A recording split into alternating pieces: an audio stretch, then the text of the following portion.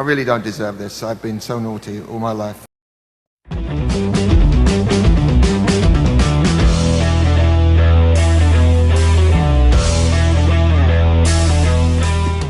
Jeffrey Arnold Beck, born June 24, 1944, and passed away January 10, 2023, was an English rock guitarist who rose to prominence with the Yardbirds and afterward fronted the Jeff Beck Group and Beck, Bogert and Appice. In 1975, he switched to a mainly instrumental style with a focus on innovative sound, and his releases span genres ranging from blues rock, hard rock, jazz fusion, and a blend of guitar rock and electronica. Yeah, well, Jeff is one of those people who makes me not want to play guitar, because I just want to watch him. He's incredible, and having him in the room was extraordinary. Beck ranked in the top 5 of Rolling Stone and other magazines' lists of 100 greatest guitarists. He was often called a guitarist's guitarist. Rolling Stone described him as one of the most influential lead guitarists in rock. Although he recorded 2 hit albums, in 1975 and 1976, as a solo act, Beck did not establish or maintain the sustained commercial success of many of his contemporaries and bandmates. Beck earned wide critical praise and received the Grammy Award for Best Rock Instrumental Performance 6 times and Best Pop Instrumental Performance once. He was inducted into the Rock and Roll Hall of Fame twice, as a member of the Yardbirds, 1992, and as a solo artist, 2009. Beck was born to Arnold and Ethel Beck at 206 Demain Road, Wallington, London. As a 10-year-old, Jeff Beck sang in a church choir. He has a sister, Annetta. He attended Sutton Manor School and Sutton East County Secondary Modern School. Beck cited Les Paul as the first electric guitar player who impressed him. Beck said that he first heard an electric guitar when he was 6 years old and heard Paul playing How High the Moon on the radio. He asked his mother what it was. After she replied it was an electric guitar and was all tricks, he said, "That's for me." Cliff Gallup, lead guitarist with Gene Vincent and the Blue Caps, was also an early musical influence, followed by B.B. King and Steve Cropper.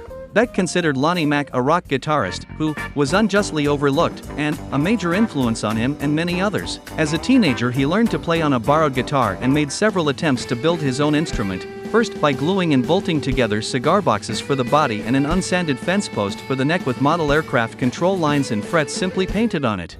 After leaving school, he attended Wimbledon College of Art. Then he was briefly employed as a painter and decorator, a groundsman on a golf course, and a car paint sprayer. Beck's sister Annetta introduced him to Jimmy Page when both were teenagers. In March 1965, Beck was recruited by the Yardbirds to succeed Eric Clapton on the recommendation of fellow session musician Jimmy Page, who had been their initial choice. The Yardbirds recorded most of their top 40 hit songs during Beck's short but significant 20-month tenure with the band, allowing him only one full album, which became known as Roger the Engineer.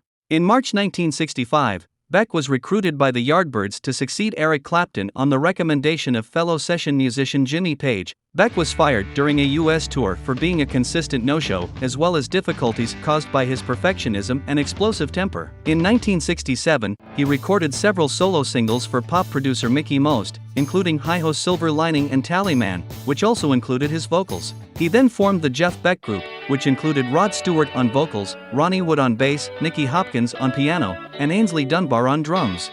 Beck's solo plans were postponed due to an accident where he fractured his skull. In 1970, after Beck had regained his health, he set about forming a band with the drummer Cozy Powell. The Jeff Beck Group evolved into Beck, Bogert and Appice. They would dissolve in 1974. Beck released a solo album, Blow by Blow, in 1975. Jeff Beck spent the 80s collaborating with other great musicians, including his Yardbirds predecessor Eric Clapton. They produced the single Crossroads together. The decade culminated with the album Jeff Beck's Guitar Shop. In the 90s he collaborated